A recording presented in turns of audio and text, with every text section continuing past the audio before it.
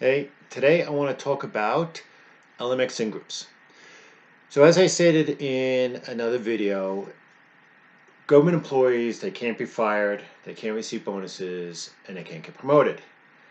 And I also talk about within the team itself, you remove all the rest of the powers so that everybody's equal. So then that begs the question, and how do you lead? How do you motivate people? How do you get people to want to change? How do you do all that? Well, there's this theory called leader member exchange, LMX. And in LMX, they talk about in groups and out groups. The in groups are the people that get the choice assignments, the best assignments. They get lots of recognition, and it's filled with your top performers. The out groups, well, they get the crappy assignments, they get no recognition, and they're usually unmotivated people. Okay? Now, normally in the LMX theory, you do not want to create these two teams because that creates a rift in the organization.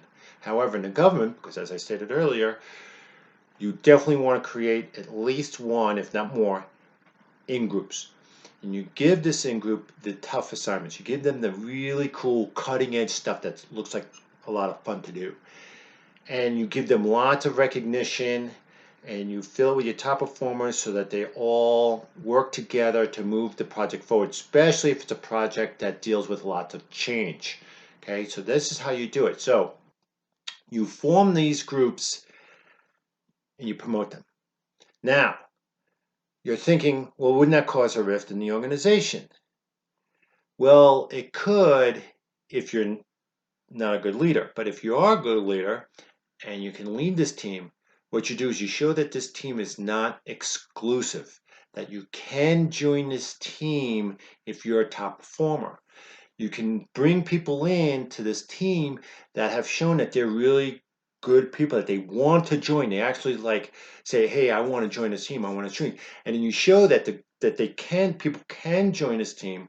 Now you're motivating everybody else who wants to join the team, who wants to be motivated, who wants to be a part of that, that they can. And the people that don't want to, that just retire in place, let them be part of the out group. It doesn't really matter.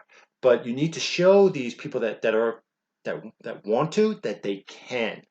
And if they're motivated, they will. However, okay, you got to watch out for the takers. And if you don't know what a taker is, watch Adam Grant's TED Talk. It's fantastic. You don't want to bring any takers into the team, okay?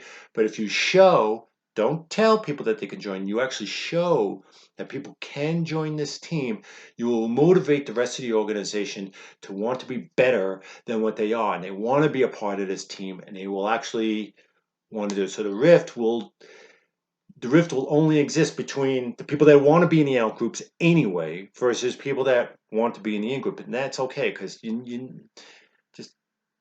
going to have retired in place people. There's nothing you can do about that. So that's the LMX in groups. However, I want to talk about something that I've seen firsthand that you don't want to do.